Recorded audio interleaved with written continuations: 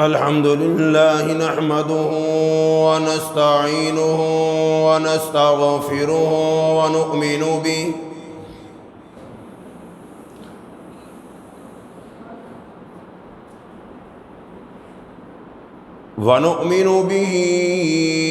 ونتوكل عليه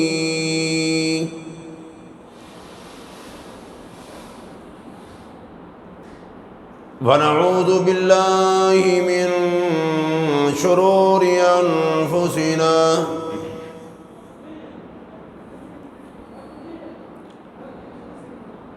ومن سيئات أعمالنا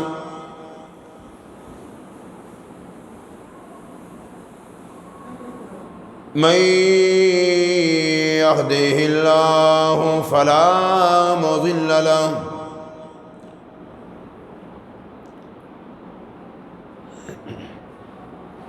ومن يضلله فلا هادي له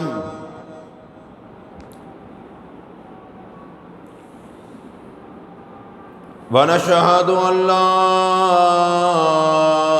إله إلا الله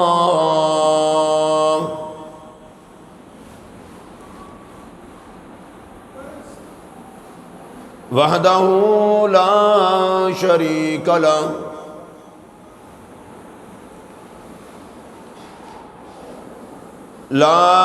شريك له ولا نظير له ولا مثال له ولا مثل له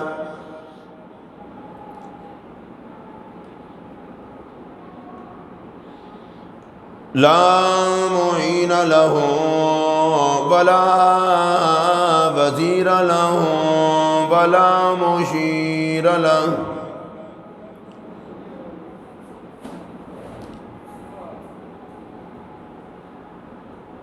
ونشهد أن سيدنا ومولانا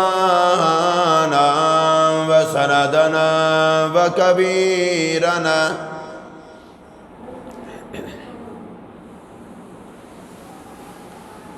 ونبينا وهادينا ومرشدنا محمدا عبده ورسوله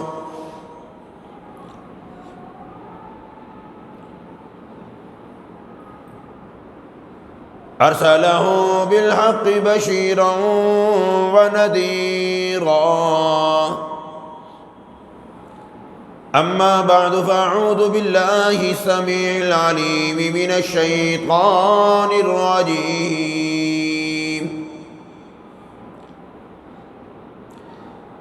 بسم الله الرحمن الرحيم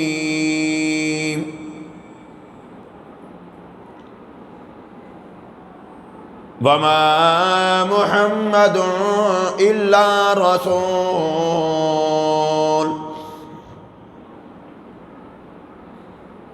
قد خلت من قبله الرسل أفإن مات أو قتل انقلبتم على أعقابكم ومن ينقلب على عقبيه فلن يضر الله شيئا وسيجزي الله الشاكرين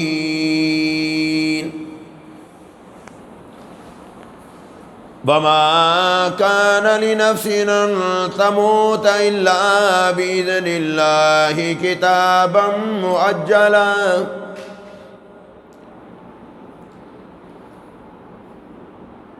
وقال الله تبارك وتعالى كل من عليها فان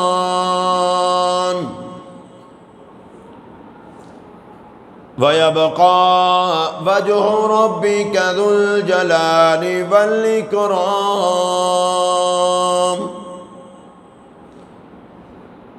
وقال النبی صلی اللہ تعالی علیہ وسلم الدنیا سجن المؤمن وجنة الکافر. وقال النبی صلی اللہ تعالی علیہ وسلم ارحم امتی بامتی ابو بکر واشدهم فی امر اللہ عمر واصدقهم حیاء عثمان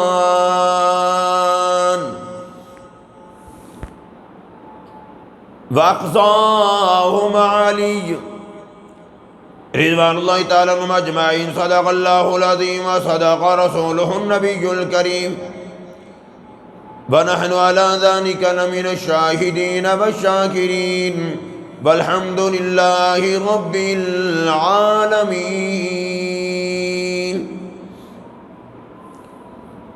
ذوق و شوق سے محبت پیار سے بآواز بلند درود شریف پڑھ لیں.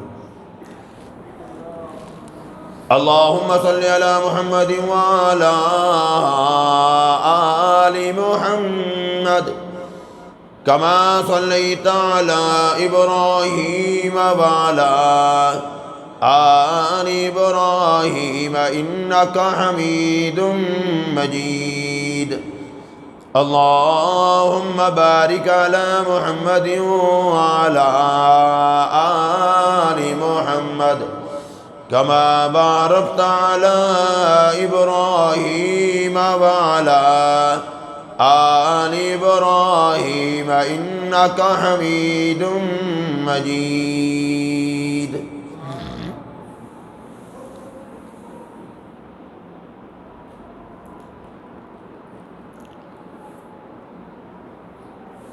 ربیع الاول کا مہینہ چل رہا ہے.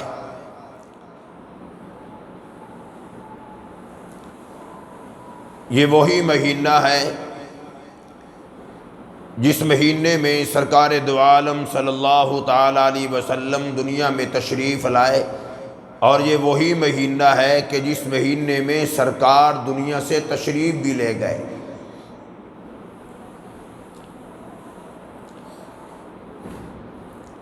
حضور اکرم صلی اللہ تعالی علیہ وسلم کی ولادت کا تو ہم ذکر کرتے ہیں، سنتے رہتے ہیں،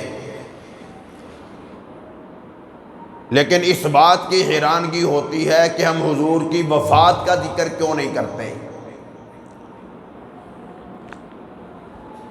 سب سے بڑی مین وجہ میرے خیال میں یہ ہے کہ ولادت میں کعبے بہت ہیں، وفات میں ہے کچھ نہیں.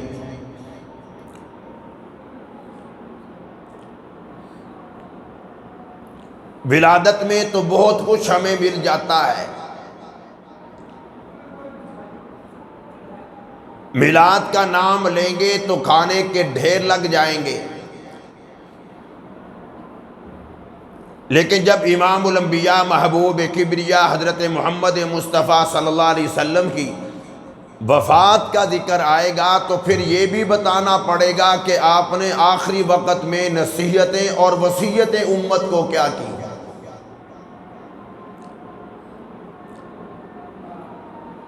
بس یہاں پر آ کر مسلمان کمزور ہو جاتا ہے. 12 ربیع الاول کو رات کو میں بیان کر کے واپس آ رہا تھا، فیروز پور روڈ پہ چند گاڑیاں جا رہی تھی.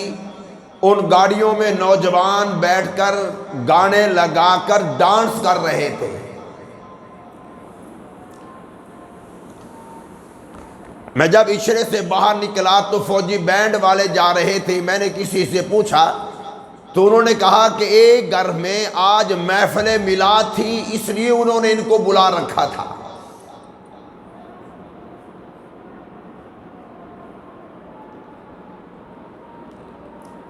یعنی جن چیزوں کو ختم کرنے کے لیے سرکار دنیا میں تشریف لائے وہ حضور کا امتی ہو کر کر رہا ہے.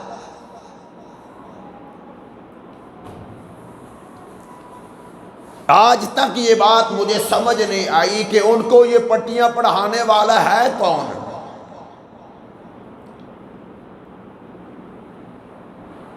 ظاہری بات ہے وہ ہم جیسے مولوی ہوں گے،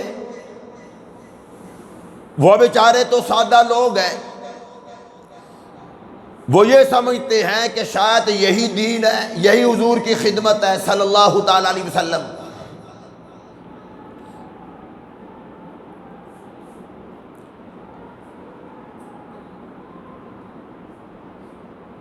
ہم مولویوں کی زیادہ ذمہ داری ہے کہ پروردگار عالم نے ہمیں اپنا ممبر عطا کیا ہے، سرکار کا محراب و ممبر ملا ہے۔ محراب و ممبر کی ذمہ داری یہ ہے کہ حق بات بیان کی جائے۔ ارشاد فرمایا مدنی کریم صلی اللہ تعالی علیہ وسلم نے ایسا زمانہ آ جائے گا، عالم مستند ہوگا، پڑھا لکھا ہوگا، پورا کورس کیا ہوگا، لیکن مدنی کریم صلی اللہ تعالی علیہ وسلم نے ارشاد فرمایا حق بات وہ بیان نہیں کرے گا، حق بات چھپا لے گا، کہیں انتظامیہ ناراض نہ ہو جائے، کہیں میرے نمازی ناراض نہ ہو جائیں، کہیں محلے دار ناراض نہ ہو جائیں۔ ارشاد فرمایا مدنی کریم صلی اللہ تعالی علیہ وسلم نے فرمایا کہ وہ حق بات جو چھپا لے وہ عالم نہیں، وہ مفتی نہیں، وہ شیخ الحدیث نہیں، امام الانبیاء نے فرمایا وہ گنگا شیطان ہے۔ ارشاد فرمایا مدنی کریم صلی اللہ تعالی علیہ وسلم نے میں نے معراج کی رات چند لوگوں کو دیکھا جن کی زبانیں باہر نکلی ہوئی ہیں اور اللہ کے فرشتے ان زبانوں کو کاٹ رہے ہیں۔ میں نے پوچھا وہ کون لوگ ہیں؟ مجھے بتایا گیا آپ کی امت کے وہ لوگ ہیں جو عالم کہلایا کرتے تھے، محراب و منبر پر بیٹھ کر حق بات بیان نہیں کرتے، حق بات چھپا لیتے تھے۔ آج اللہ کے فرشتے ان کی زبانیں کاٹ رہے ہیں۔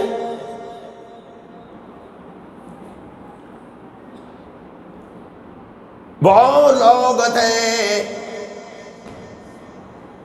وہ اور عالم تھے جو جانتے تھے یہ حق بات بیان کروں گا سر قلم کر دیا جائے گا، فرمانے لگے پرواہ کوئی نہیں،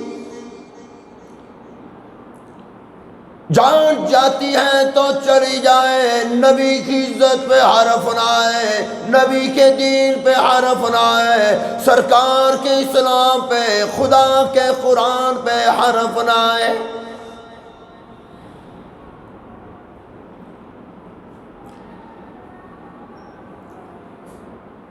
مصر کا بادشاہ مفتی صاحب کو ہر سال پیسے دیتا ہے، اشرفیاں دیتا ہے،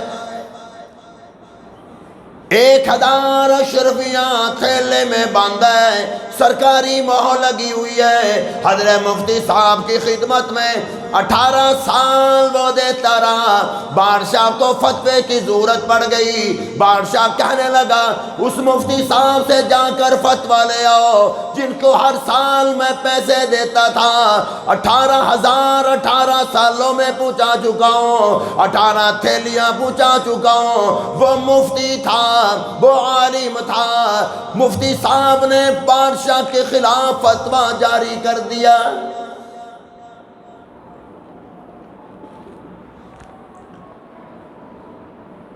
بادشاہ کہنے لگا مولوی صاحب کیا آپ کے پاس پیسے نہیں پہنچتے رہے؟ کیا ہر سال تھیلا پیسوں کا نہیں پہنچتا رہا؟ فرمانے لگے کون سے پیسے؟ بادشاہ کہنے لگا ہر سال تجھے 1000 اشرفیاں دیتا تھا اور فتویٰ میرے خلاف ہی جاری کر دیا۔ مفتی صاحب اندر کمرے میں گئے، 18 تھیلیاں اٹھا کر بادشاہ کے سامنے پھینک دی، فرمانے لگے ہدیہ لینا میرے نبی کی سنت ہے، میں سنت سمجھ کر لکھتا رہا ہوں، 18 سال ہو گئے، رب کعبہ کی قسم میں نے ایک بھی تھیلی کھول کر نہیں دیکھی۔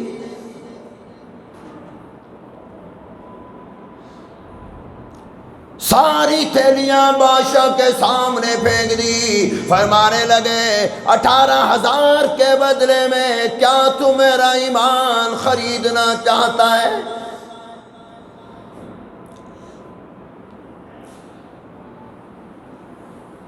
یہی ربیع الاول کا مہینہ جا کر بلال حبشی کی قبر سے جا کے پوچھ کے اور بلال حبشی تو نے مدینہ طیبہ کیوں چھوڑ دیا تھا؟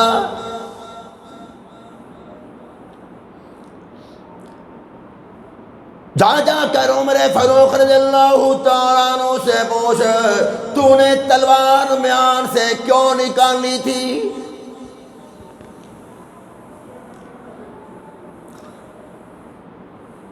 بتا صحابہ کرام نے مدینہ کیوں چھوڑ دیا تھا، پہاڑوں میں کیوں چلے گئے تھے؟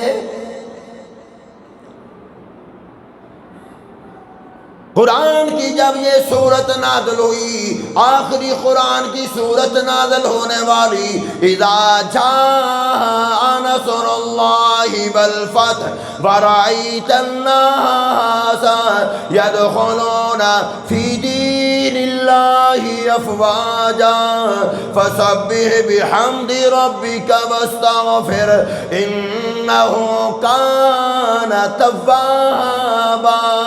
سارے صحابہ کرام خوش ہو گئے، مدد آ گئی، نصرت آ گئی، دھڑ دھڑ لوگ اللہ کے دین میں داخل ہو رہے ہیں۔ اور ادھر دیکھا صدیق رو رہا ہے، ابو بکر صدیق کی آنکھوں میں آنسو ہے۔ صحابہ کرام نے پوچھا ابو بکر صدیق سارے خوش ہیں تو کیوں رو رہا ہے؟ فرمانے لگے میں جانتا ہوں اس سورت کا مطلب کیا ہے۔ یہ سورت اشارہ کر رہی ہے تمہارا محمد تم سے جدا ہونے والا ہے۔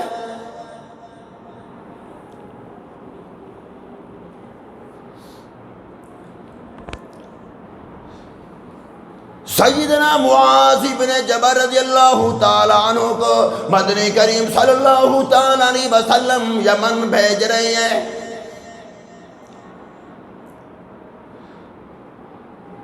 معاذ بن جبل رضی اللہ تعالیٰ عنہ سواری پہ سوار ہے۔ فرمایا معاذ میں تجھے مدینے سے باہر چھوڑ کے آتا ہوں۔ معاذ بن جبل رضی اللہ تعالیٰ عنہ عاشق رسول تھے، سرکار سے ان کو کتنی محبت تھی، مدنی کریم صلی اللہ تعالیٰ علیہ وسلم کے ساتھ معاذ بن جبل کو کتنا پیار تھا۔ حضور تشریف لا رہے ہیں، معاذ بن جبل اپنی اونٹنی پر الٹے ہو کر بیٹھ گئے۔ امام الانبیاء نے فرمایا سیدھا کیوں نہیں بیٹھ رہا یا رسول اللہ صلی اللہ تعالیٰ علیہ وسلم؟ اس لیے آپ آ رہے ہو، میں نے کہا دیدار محمد کرتا جا رہا ہوں، حضور کا دیدار کرتا جاؤں گا، آپ کا دیدار کرتا جاؤں گا۔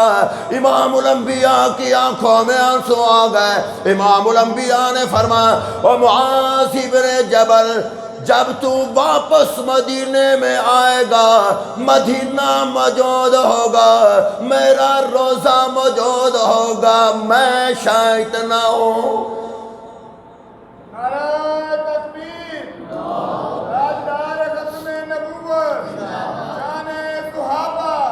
مدنی کریم صلی اللہ تعالیٰ علیہ وسلم نے اشارہ کر دیا جتنا دیدار کر سکتا ہے کر لے، اب شاید میری تیری دوبارہ ملاقات نہ ہو۔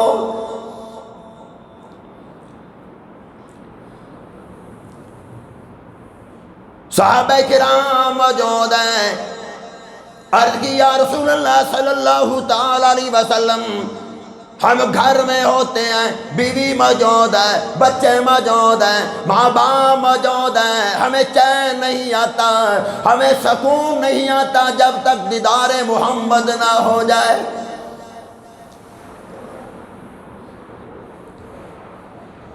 ارشاد فرما مدنی کریم صلی اللہ تعالیٰ علیہ وسلم نے او صحابہ کرام لگتا یہ ہے میرا وقت قریب آ گیا،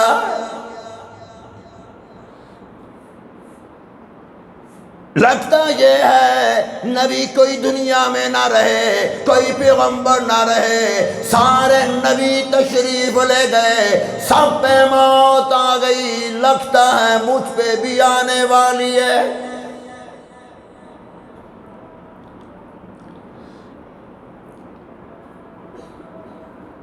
پھر مدنی کریم صلی اللہ تعالی علیہ وسلم نے چند وصیتیں فرما دی۔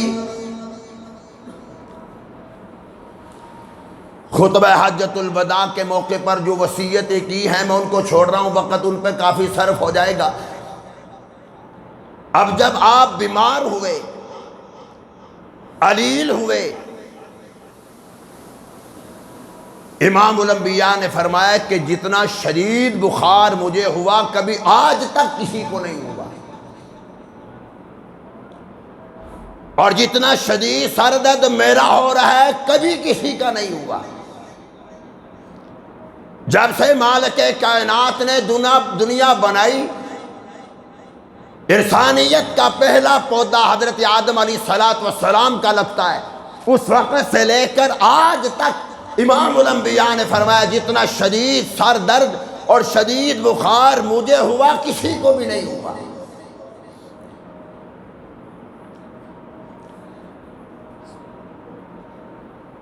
آپ کا سر مبارک اتنا شدید درد ہوا کہ آپ چلنے پھرنے سے بھی رہ گئے، شدید بخار ہے۔ صحابہ نے پوچھا یا رسول اللہ کیا ہو رہا ہے؟ آپ نے فرمایا کہ میرا جسم ٹوٹ رہا ہے۔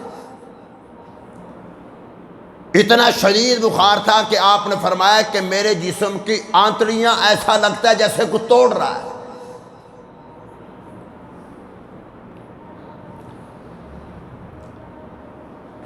آپ اپنے حجرے مبارک میں تشریف لے آئے، آپ کی جتنی ازواج مطہرات تھی سب کے ساتھ باری مقرر تھی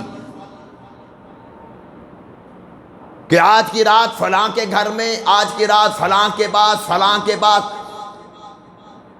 وہ باری تھی حضرت میمونہ کی۔ امام الانبیاء نے سب سے اجازت مانگ کر حضرت عائشہ کے حجرے میں آ گئے۔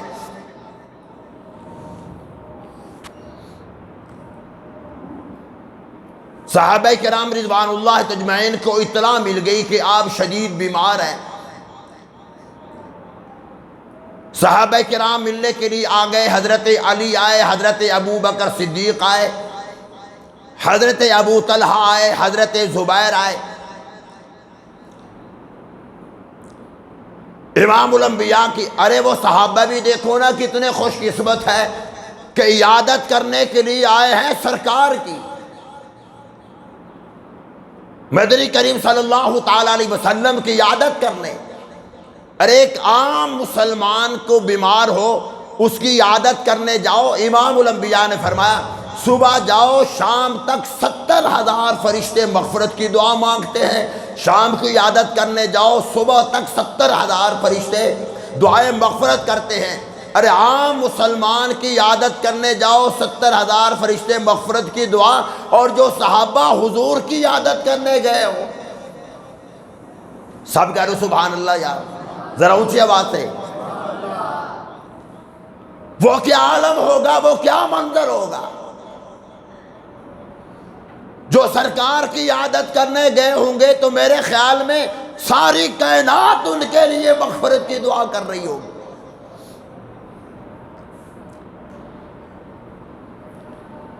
ارشاد فرمایا مدنی کریم صلی اللہ تعالی علیہ وسلم نے ابو بکر صدیق لگتا ہے کہ میرا آخری وقت ہے، اور علی مرتضی رضی اللہ تعالیٰ عنہ لگتا ہے وقت تھوڑا رہ گیا۔ آپ نے چند وصیتیں فرما دی، ان میں سے ایک وصیت فرما دی الصلاۃ،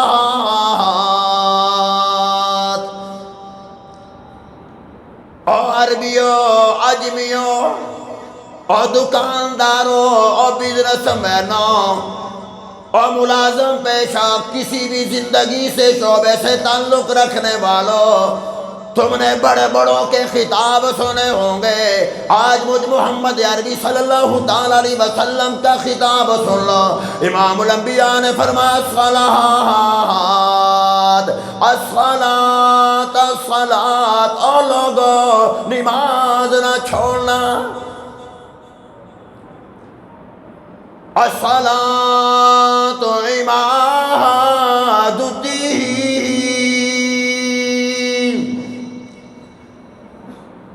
اور لوگوں نماز دین کا ستون ہے، اور لوگوں کوشش کرتے ہو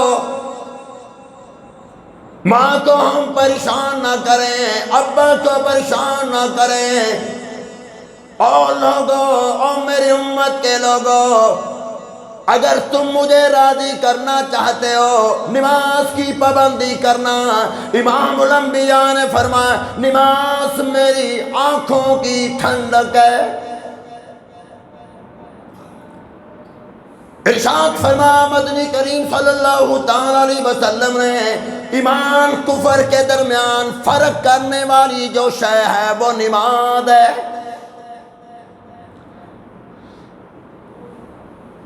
جو دنیا میں نماز نہیں پڑھتا، جب دنیا سے چلا جائے گا قیامت کا دن آئے گا، مدنی کریم صلی اللہ تعالی علیہ وسلم نے ارشاد فرمایا قیامت کے دن وہ سجدہ کرنے کی بے نمازی کوشش کرے گا، جھکنے کی کوشش کرے گا۔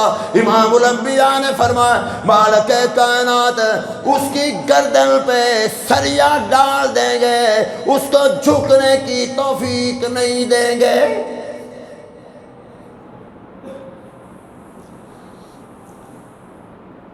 آواز آئے گی، دنیا میں اذان کی آواز تیرے کان میں پڑتی تھی، اپنے دفتر سے نہیں اٹھتا تھا، اپنی دکان سے نہیں اٹھتا تھا، اپنے کاروبار سے نہیں اٹھتا تھا، اپنے گھر سے نہیں اٹھتا تھا، آج میں خدا تجھے جھکنے کی توفیق نہیں دوں گا۔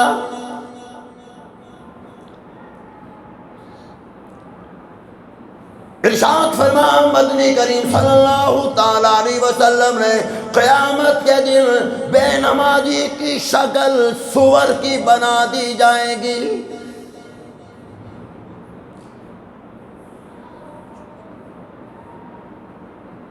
بار بار قرآن اعلان کر رہا ہے وَأَقِیمُوا الصَّلَاةَ وَآتُوا الزَّکَاةَ وَارْکَعُوا مَعَ الرَّاکعِینَ۔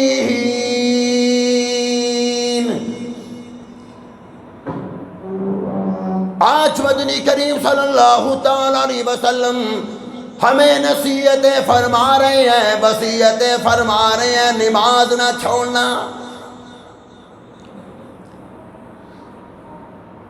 ساتھ ہی فرما دیا وَمَا مَلَكَتْ أَيْمَانُكُمْ،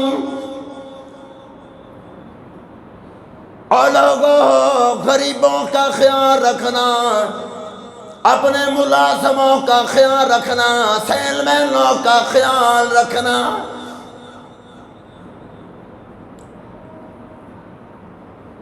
کبھی نہ سوچنا یہ بڑا آدمی ہے، یہ غریب آدمی ہے، یہ فقیر ہے، یہ میرا کیا کر سکتا ہے۔ فرمایا او میرے بندو، میں اگر تمہیں امیر بنا سکتا ہوں، میں تمہیں ٹکڑوں کا بھی محتاج کر سکتا ہوں۔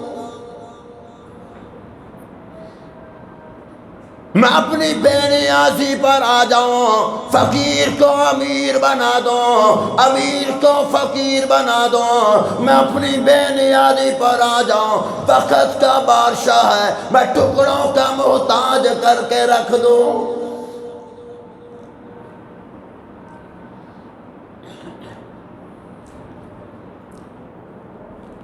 کل ایک پروگرام میں تھے، میرے خیال یہ ہے، خیر میں نے تو کھانا کھایا نہیں، جلدی میں تھا، میرا خیال یہ ہے کہ اس نے صرف کھانے پر لاکھوں روپے لگائے ہوں گے۔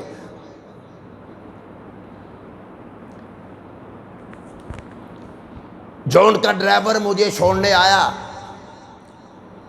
قریب یہ تھا کہ وہ بیچارہ رونے لگ جاتا، بھائی کیا ہوا؟ میں کہاں گیا تھا، میں اس کا نام نہیں لینا چاہتا۔ ہوا کیا؟ کہنے لگا قاری صاحب قسم لے لو، رات کے ہم انتظام میں لگے ہوئے ہیں، ابھی تک ہمارے مالکوں نے ہم سے ناشتہ نہیں پوچھا، یہ وقت آ گیا ابھی تک ایک لقمہ ہم نے نہیں لیا۔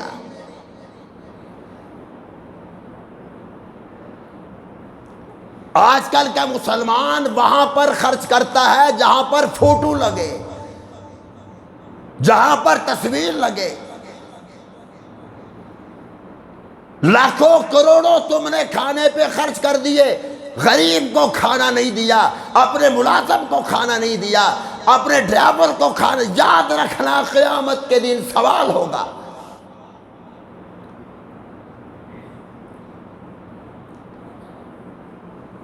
اگر اپنے سیل مین کو کھانا نہیں دیتا، ملازم کو کھانا نہیں دیتا، لاکھوں روپے کھانے پہ خرچ کر رہا ہے، یاد رکھنا یہ دکھلاوے کے زمرے میں آئے گا۔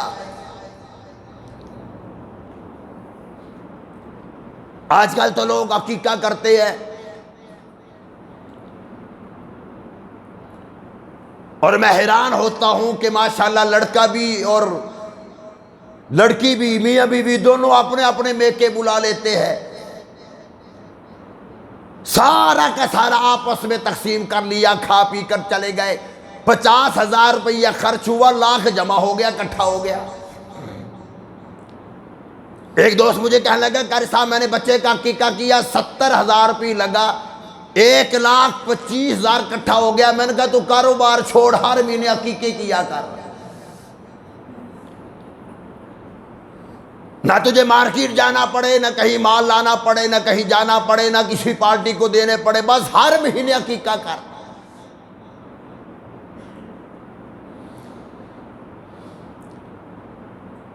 کیا یہ دین ہے؟ کیا نبی ہمیں یہ سمجھا کر گئے؟ آخری وقت میں امام الانبیاء نے یہ نہیں فرمایا لوگوں میری فاطمہ کا خیال رکھنا، یہ نہیں فرمایا۔ آپ نے یہ نہیں فرمایا میرے گھر والوں کا خیال رکھنا، میرے بچوں کا خیال رکھنا۔ حضور میرے تیرے لیے فرما کر گئے میری امت کے غریبوں کا خیال رکھنا۔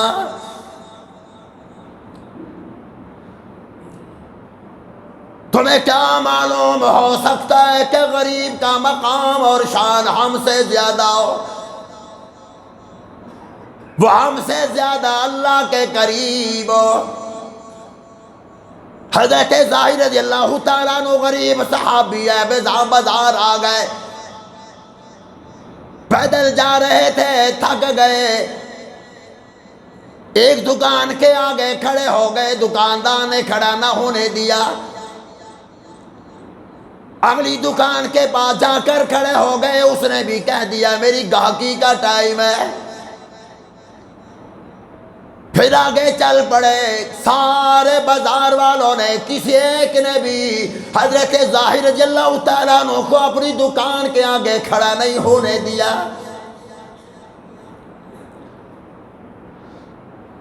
بازار کے کونے میں جا کر کھڑے ہو گئے، صحابی کی آنکھوں میں آنسو آ گئے، صحابی رو رہے ہیں اور خدا کا قرآن پڑھ رہے ہیں۔ الہ العالمین، کیا ان لوگوں نے خدا کا قرآن نہیں پڑھا؟ یا ایھا الناس انتم الفقراء الی اللہ،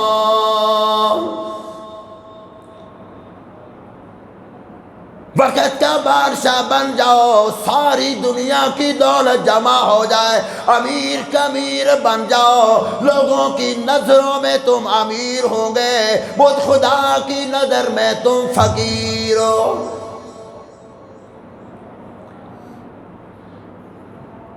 الہی غریب میں خود نہیں بنا، یہ دکاندار خود مالدار نہیں بنے، تو نے ہی بنایا۔ اور آج حال یہ ہے تیرے غریب بننے کو کوئی دکاندار اپنی دکان کے آگے کھڑا نہیں ہونے دیتا۔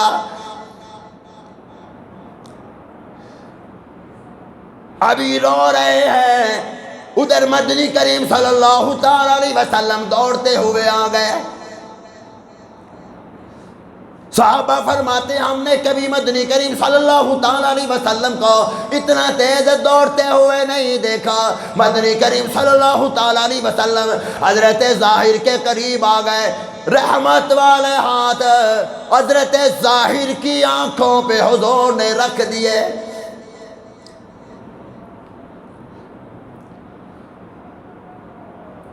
حضرت ظاہر فرماتے ہیں میں سمجھ گیا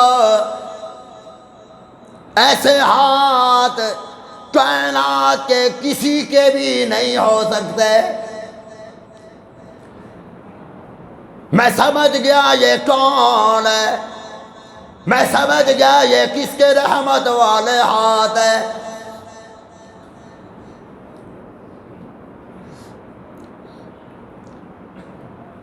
مدنی کریم صلی اللہ تعالی علیہ وسلم نے فرمایا بتا میں کون ہوں؟ فرماتے ہیں میں نے نہیں بتایا، اگر میں نے فوراً بتا دیا رحمت والے ہاتھ آنکھوں سے اٹھ جائیں گے۔ میں اپنی کمر کو پیچھے کرتا رہا، بالآخر میری کمر حضور اکرم صلی اللہ علیہ وسلم کے جسم اطہر کے ساتھ لگ گئی۔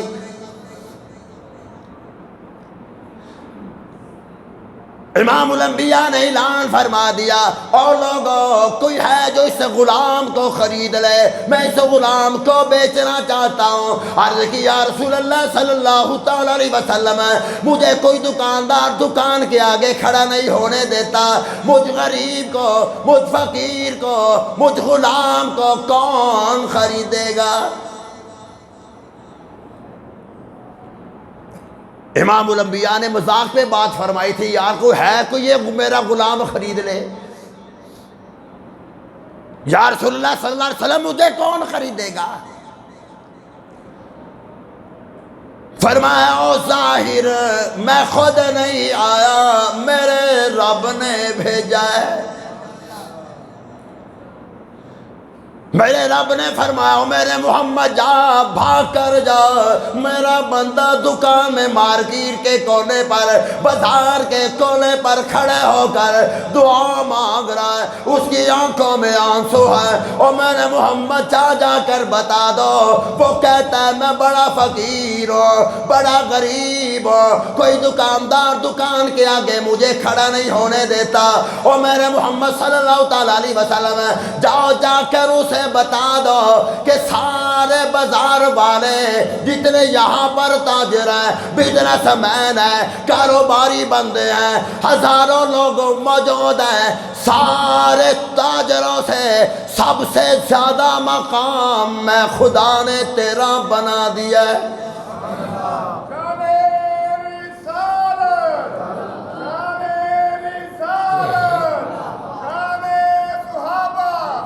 جاؤ جا کر بتا دو تیرا تو میرے ہاں بڑا مقام ہے،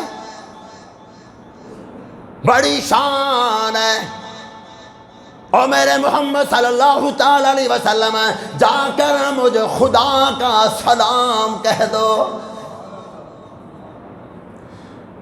اعلان کر دو لہم مغفرہ، او ظاہر میں نے تیرے سارے گناہوں کو معاف کر دیا۔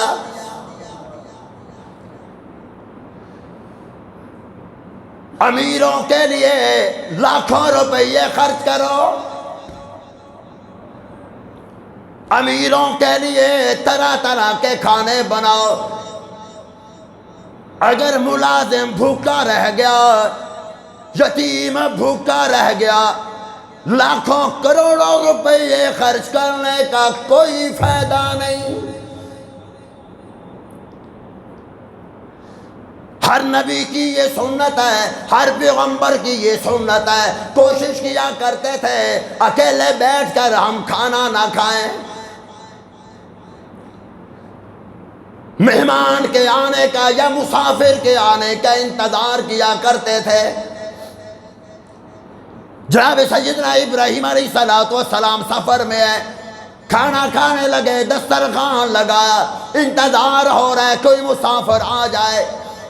تھوڑی دیر کے بعد مسافر آ جاتا ہے۔ ابراہیم علیہ السلام نے پوچھا تو نے کھانا کھانا کہ نہیں؟ کہنے لگا بھوک تو لگی ہوئی ہے، کھانا کھاؤں گا۔ ابراہیم علیہ السلام نے فرمایا تو مسلمان ہے؟ کہنے لگا نہیں۔ ابراہیم علیہ السلام فرمانے لگے پہلے کلمہ پڑھ پھر میرے ساتھ کھانا کھانا۔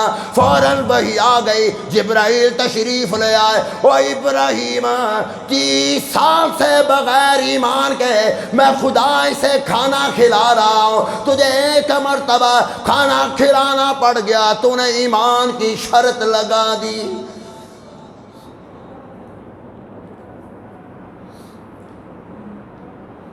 ڈرائیور کی آنکھوں میں آنسو آ گئے۔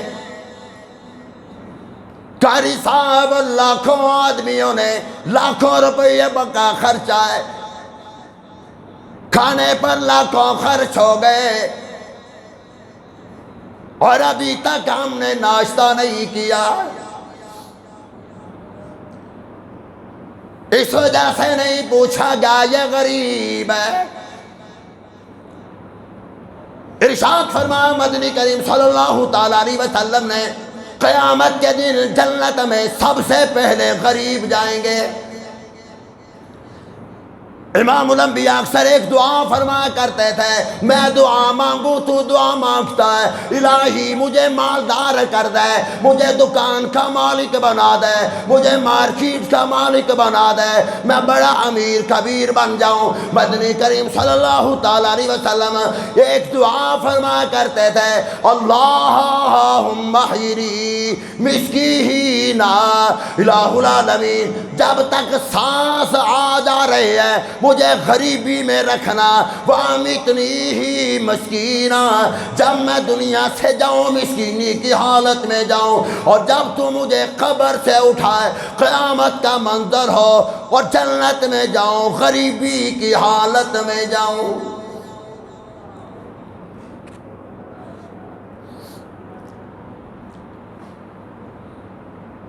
مرض امام الانبیاء کا بڑھتا گیا، وصیتیں فرما رہے ہیں، وَمَا مَلَكَتْ أَيْمَانُكُمْ، اور لوگوں اپنے غریبوں کا خیال رکھنا۔ جا کر کسی مفتی سے جا کر فتویٰ لے لے،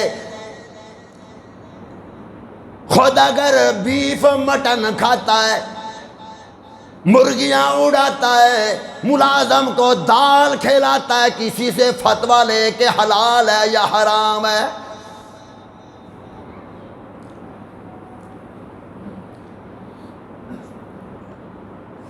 جا کر کسی سے فتویٰ لے، دکان پہ بیٹھ کر ملازم کو سبزیاں کھلاتا ہے اور اس کے ساتھ بیٹھ کر خود مٹن کھا رہا ہے۔ کیا ہمیں معلوم نہیں نبی کی زندگی مبارکہ کیسے گزری؟ ابو ہریرہ آ گئے، یا رسول اللہ صلی اللہ تعالیٰ علیہ وسلم بھوک کی اتنی شدت ہے، چلا نہیں جا رہا تھا، اپنی کمر سیدھی کرنے کے لیے میں نے پیٹ پر پتھر باندھ لیا اور پتھر دکھا رہا ہے۔ مدنی کریم صلی اللہ تعالیٰ علیہ وسلم نے دونوں رحمت والے ہاتھ مبارک سے اپنا کرتا مبارک اٹھا لیا، آپ نے فرمایا او میرے غلام، تو نے ایک پتھر باندھا ہے، تیرے آقا نے بھوک کی وجہ سے 2 پتھر باندھ رکھے ہیں۔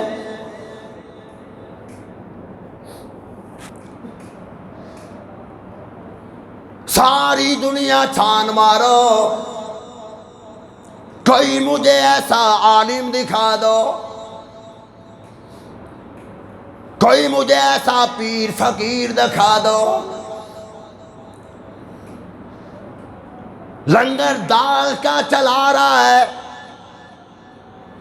اور اندر پیر صاحب قورمے کھا رہا ہے، جا کر کسی مفتی سے فتویٰ لے۔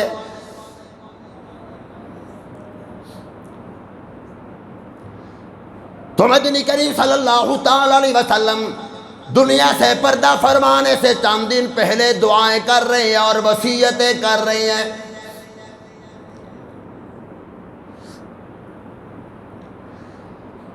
حضرت فاطمہ کو پتہ چلا میرے ابا جان شدید علیل ہے، شدید بیمار ہو گئے، آپ سے صحیح چلا نہیں جاتا.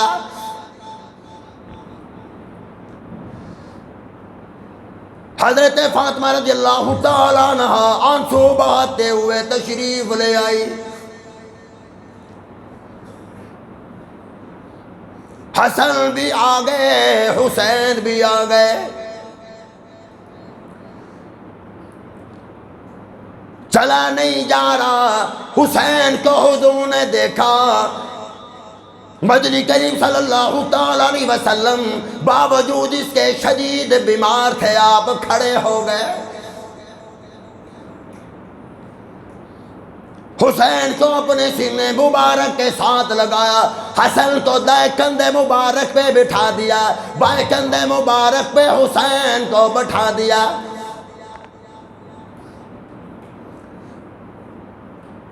فرمایا صحابہ کرام میرے حسین کا خیال رکھنا، اور صحابہ میرے حسن کا خیال رکھنا.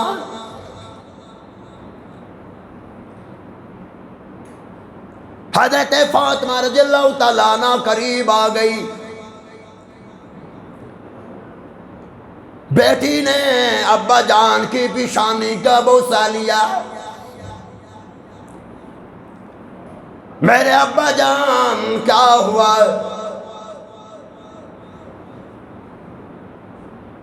مجھے پتہ چلا ہے شدید بخار ہے، شدید سر درد ہے.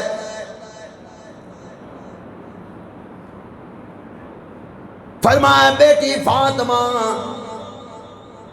تجھے کس نے بتا دیا؟ میں جانتا تھا میری بیٹی برداشت نہ کر سکے گی.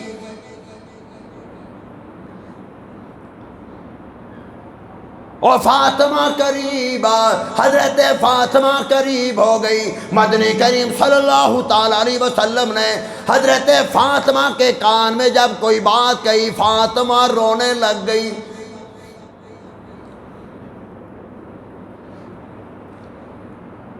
پھر جب امام الانبیاء نے دیکھا فاطمہ رو رہی ہے، پھر بات حضور نے فرمائی، پھر فاطمہ ہنسنے لگ گئی.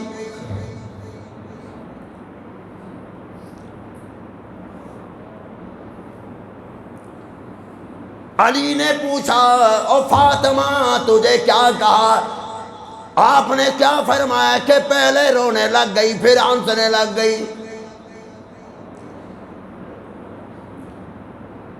حضرت فاطمہ کہنے لگی میرے ابا جان نے مجھے پہلے یہ کہا فاطمہ مدینہ ہوگا، مسجد نبوی ہوگی، اور فاطمہ لگتا ہے میرا وقت قریب آ گیا.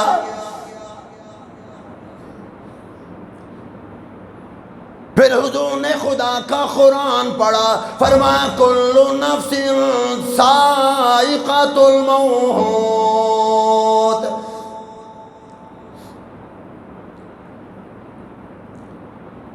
اور فاطمہ حسن حسین کا خیال رکھنا. پھر فرمایا صحابہ کرام ان کا خیال رکھنا. جس نے میرے اہل بیت کو تکلیف دی، جس نے میرے حسین کو تکلیف دی، جس نے حسن کو تکلیف دی، جس نے فاطمہ کو اہل بیت کو تکلیف دی، جس نے ان کا دل دکھایا، انہوں نے مجھ کا دل دکھا دیا. تاجدار ختم نبوت، تاجدار ختم نبوت، عظمت صحابہ، عظمت اہل بیت. پھر مدنی کریم صلی اللہ تعالیٰ علیہ وسلم نے فرمایا اور فاطمہ اہل بیت میں سے سب سے پہلے تو میرے پاس آئے گی، میں خوش ہو گئی، اپنے ابا کے پاس آؤں گی۔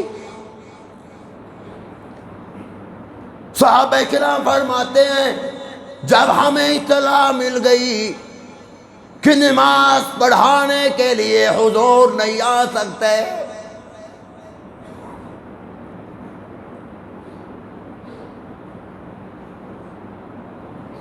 صحابہ کرام کی آہیں نکل گئی۔ ادھر دیکھا مسجد نبوی کے کونے پہ بلال رو رہا ہے، سعد ابن معاذ رو رہے ہیں، سعد ابن ابی وقاص رو رہے ہیں، عمر کی آنکھوں میں آنسو، عثمان رو رہے ہیں، علی مرتضی رو رہے ہیں۔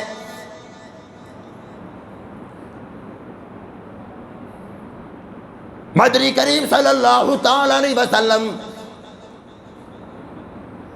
یار کیا بتلاؤں، خدا کی قسم ہمت ہی نہیں یار، کوئی کسی کی وفات کا بھی ذکر کرے آنکھیں پرنم ہو جاتی ہیں۔ ارے جو حضور کی وفات کا ذکر کون کر سکتا ہے؟ عمر جیسے صحابی، عمر جیسے جلیل القدر صحابی، وہ برداشت نہ کر سکے، تلوار میان سے نکال دی۔ فرمایا میں یہ الفاظ بھی نہیں سن سکتا کہ حضور وفات پا گئے، یہ کہے گا میں اس کا سر قلم کر دوں گا۔ درمیان کی بات چھوڑ رہا ہوں، بالآخر حضرت عائشہ رضی اللہ تعالیٰ عنہ کی گود میں حضور کا سر مبارک ہے۔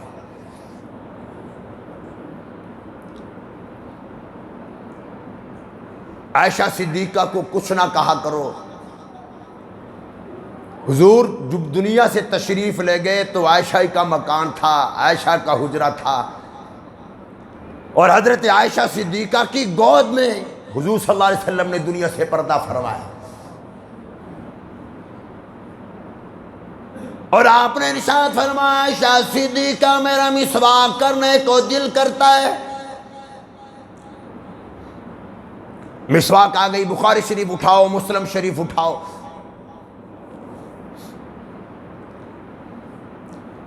اتنی کمزوری ہو گئی تھی، امام الانبیاء نے فرمایا عائشہ صدیقہ اب مسواک چبانے میں مجھ میں ہمت نہیں ہے۔ آپ کمزوری کا اندازہ لگا لیں کہ بیماری کتنی شدت اختیار کر گئی تھی، کہ اتنی کمزوری ہو گئی کہ امام الانبیاء نے فرمایا کہ عائشہ صدیقہ مسواک چبانے میں ہمت نہیں، مسواک تو چبا، محمد استعمال کرے گا۔ اگر یہاں پر بھی بات شروع کروں 10-15 منٹ اسی پر صرف ہو جائیں گے، وقت ٹائم اجازت نہیں دیتا، ورنہ تمہیں بتاتا کہ بیوی کو بھی، بیوی کے بارے میں حضور نے بیوی سے مسواک چبا کر بتا دیا کہ بیوی کا مقام کتنا ہے۔ حضرت عائشہ نے رضی اللہ تعالیٰ عنہ نے مسواک چبائی، اسے نرم کیا۔ کوئی ایک روایت ایسی بتا دو کہ حضرت عائشہ رضی اللہ تعالیٰ عنہ نے کوئی لکڑی سے، کسی لوہے سے اس مسواک کو نرم کیا ہو، کوئی ہے کسی کے ذہن میں بات؟ مسواک چبائی حضرت عائشہ نے کیسے چبائی ہے؟ منہ سے یا ہاتھ سے؟ اونچی آواز سے جواب دو یار۔ بخاری اٹھاؤ، مسلم شریف اٹھاؤ، ترمذی اٹھاؤ، کوئی حدیث کی، مستند حدیث کی کتاب اٹھا کر دیکھ لو، آپ کو یہی بات ملے گی کہ حضرت عائشہ نے مسواک منہ سے چبا کر دی۔ جب چبا کر دی تو حضرت عائشہ کا لعاب دہن تھوک بھی لگا ہوگا کہ نہیں؟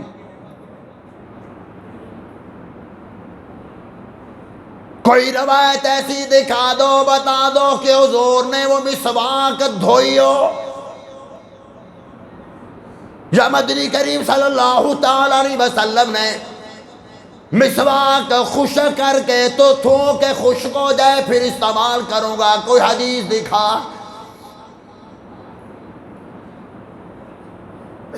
مدنی کریم صلی اللہ تعالیٰ علیہ وسلم نے حضرت عائشہ صدیقہ رضی اللہ تعالیٰ عنہ کو مسواک دی. کمزوری بہت زیادہ ہے، میں مسواک چبا نہیں سکتا، وہ عائشہ صدیقہ مجھے چبا کر دے.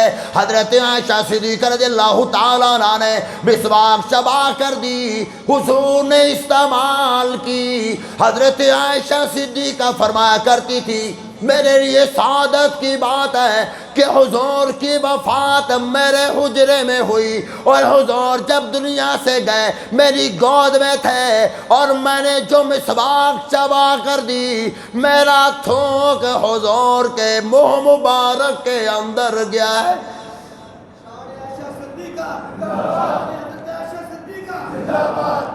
اور میری ماں کو کچھ نہ کہو، امت کی ماں کو کچھ نہ کہو، نبی تو عائشہ سے بڑا پیار کیا کرتے تھے.